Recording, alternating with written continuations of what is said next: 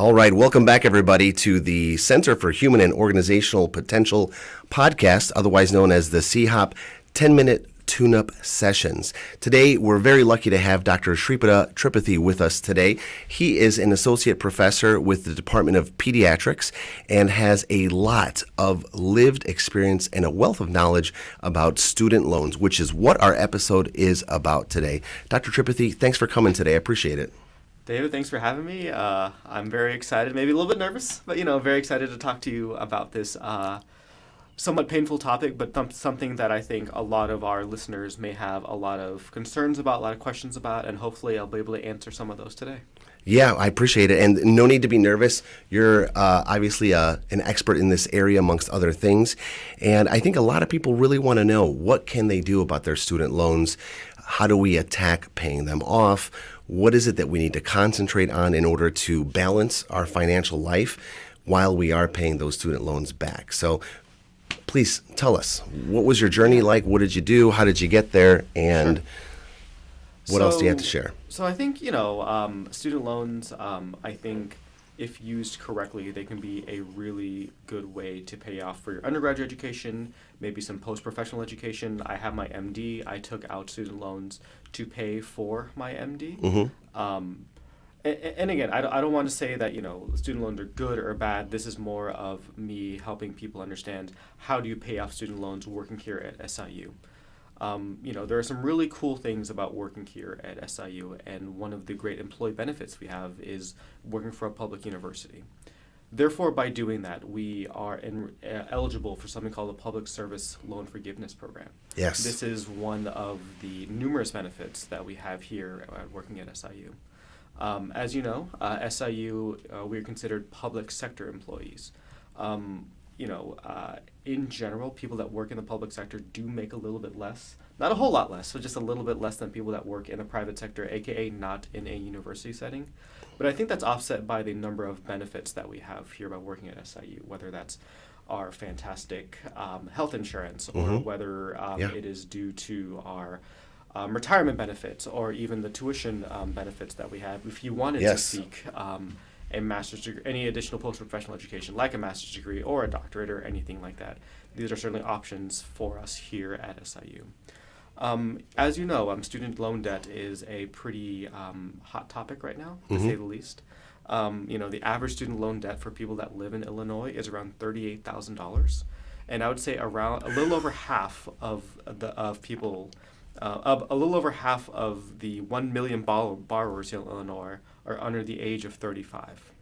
Right. And I think, a lot of those people are navigating, how do you pay for student loan in this era of very high inflation, uncertain things that are going on in life right now. So I think this is kind of like how, as you kind of mentioned from the jump, I did navigate the Public Service Loan Forgiveness Program. I encourage every single SIU employee that works for us and that has student loan debt to enroll in the Public Service Loan Forgiveness Program. There are various programs that you and I will be talking about in a little bit, about which programs you should do and why you should do it to help you pay off your student loans. Excellent. Yeah, well, let's get right into it, because time is of the essence. Yeah. So what can I do right away with these, Sure. on average, $38,000 worth of student loans to start paying it off, to start taking that money down? Right. So I'm sure a lot of our listeners know the Public Service Loan Forgiveness Program basically was a program started by the federal government several years ago that said, you work in the public sector, you're doing good for you and your community. We want to help you in order to pay off your student loans. So how this works is basically you need to make 10 years or 120 qualifying payments. And we'll get to what that is in a moment. Basically, you make 10 years of monthly payments, and then after those 10 years, regardless of the balance of your student loan is, that is forgiven by the federal government. The government says, you know what, you did a great job. You are helping society. You've made payments. Let me help you by paying off the rest of your student loans. Student loans, I'm sure as certainly for me, it kind of can help. It does impact, starting a family, buying a home, things like that. So Absolutely. I think this is something that, as SIU employees, that we should take advantage of. For the Public Service Loan Forgiveness Program, in general, most people that do apply for this will fall into two general programs. Something called the SAVE program, which is the Saving on a Valuable Education program. For people that have been in the student loan forgiveness program for a little bit, this is a former repayee plan, but this is now called the SAVE program. Basically, what this is based on your income and your family size. You will pay no more than 10% of your discretionary income, which is basically your after-tax income. So basically, as you sign up for the Public Service Loan Forgiveness Program, you can click on the SAVE plan, and then you can talk to the people at the Public Service Loan Forgiveness. Basically, you would talk to your servicer, say, I want to sign up for this program. They will say, okay, what program do you want to sign up for? And generally, it's the SAVE plan that you should do. And then basically, they will say, okay, let me send you some paperwork, and then you'll fill that out, and then you'll make your monthly payments. And then that will be that. So if I'm hearing you correctly, the program itself has a sub-program called the SAVE program, right? And so that's the loan forgiveness program, then the SAVE program. And that can lower my monthly payments to no more than 10% of after-tax income? That is correct. Okay, so that lowers the payment right off the bat, right? And then I make these 120 payments over 10 years at a lower cost than it might have cost me. And then I get most of my loans forgiven, if not all of them after that. That is correct. So there's a couple of things that we should kind of mention to this, right? So for the Public Service Loan Forgiveness Program, you need to recertify every single year.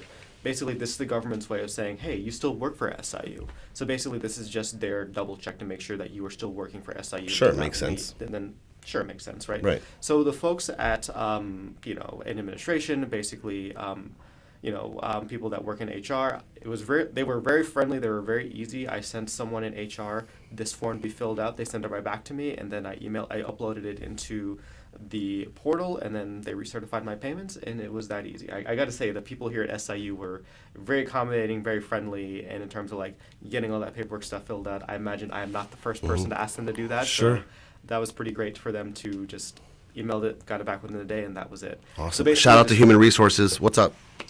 So no, but basically, yeah. Shout out to Human Resources for sure. But I would say that this program has gone through a lot of different iterations.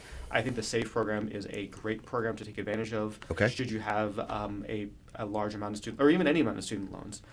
Again, it is, I know paying 10% of your after-tax income may seem like a lot, but at the same time, it is a lot less than if you do a standard repayment plan, which would likely be a lot more money, hundreds or even thousands of dollars more to be paying a month versus the 10% that you would be paying on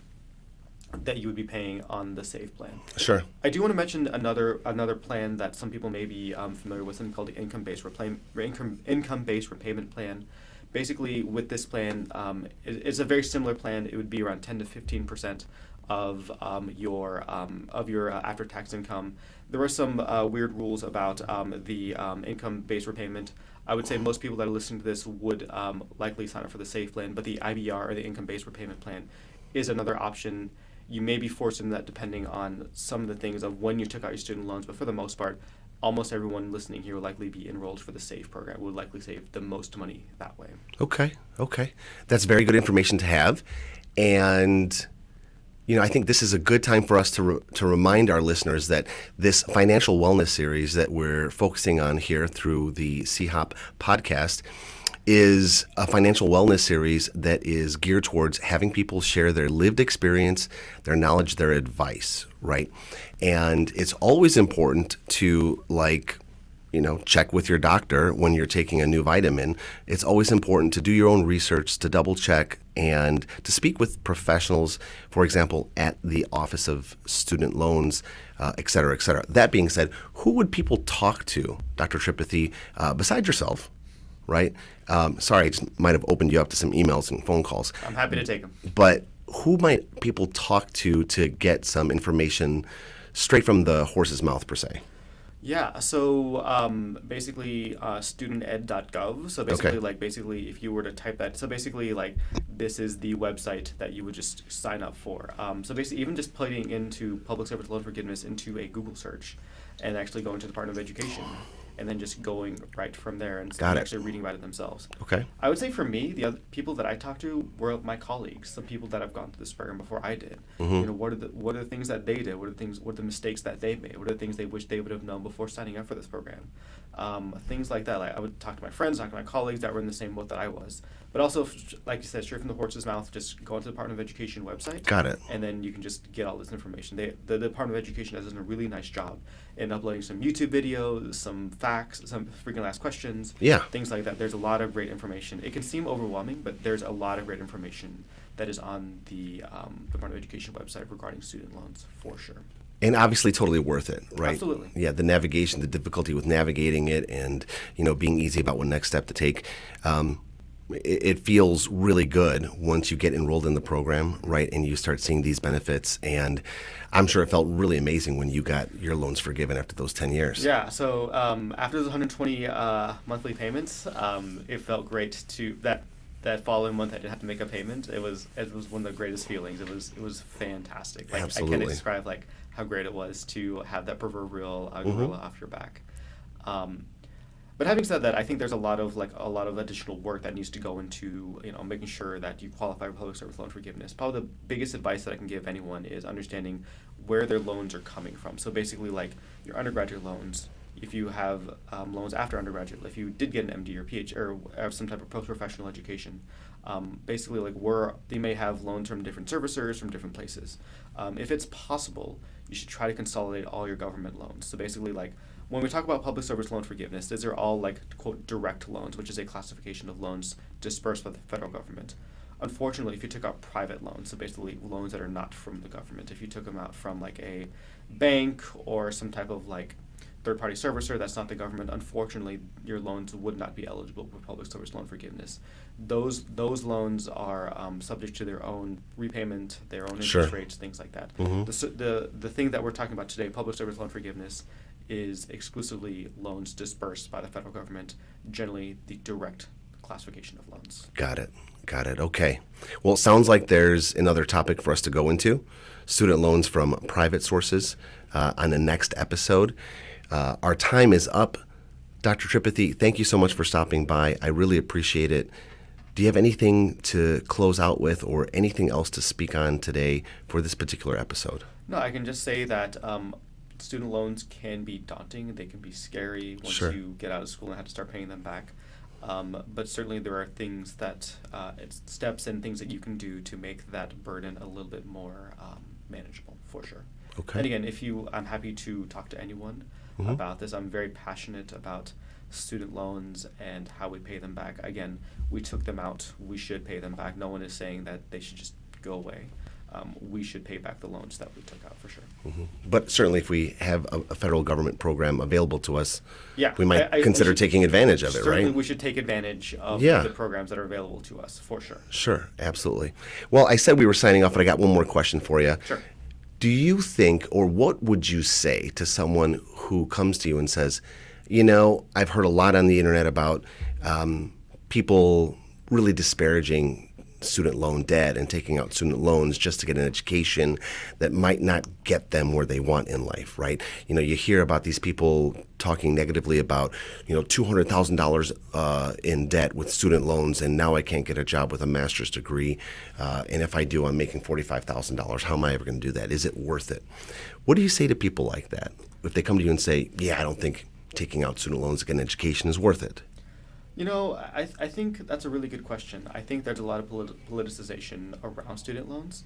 I imagine that the people that were taking out student loans for these undergraduate, these masters, other types of education, believed fully that basically they would be able to pay back their student loans when they took them out.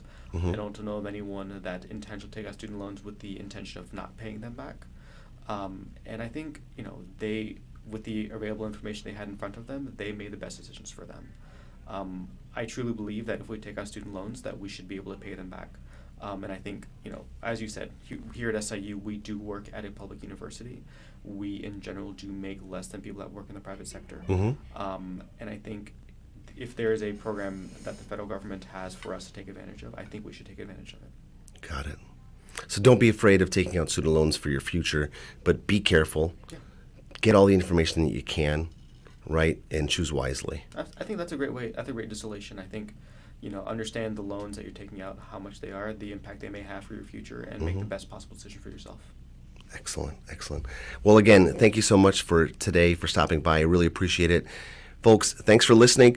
If you can, please like and comment on this podcast and all of our podcast episodes, especially when it comes to putting down what you suggest we talk about next, or what you'd like to hear about, or what experts you'd like to really have me engage with. So thank you again for your support. We look forward to doing more and creating wonderfully educational content for all of you. Take care, everybody.